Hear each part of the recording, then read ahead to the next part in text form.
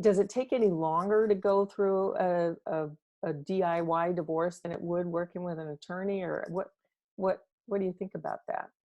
Good question. I actually think it is less. Here's why I think it's less. Because when people hire attorneys, they already know from the onset that it's likely not going to resolve, or it's not going to resolve quickly. That's why they've retained an attorney from the get-go. With document preparation, the majority of clients typically know this is what we want to do. We need this done. We get along. We just need you to file everything, to prepare everything. We'll sign it and then submit it to the court. They don't really want to attend hearings.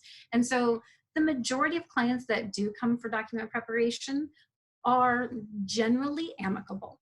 Not always, but most of them. And so it is going to be a little faster than if you have an attorney, because you hired that attorney for a reason, because it wasn't amicable. Mm.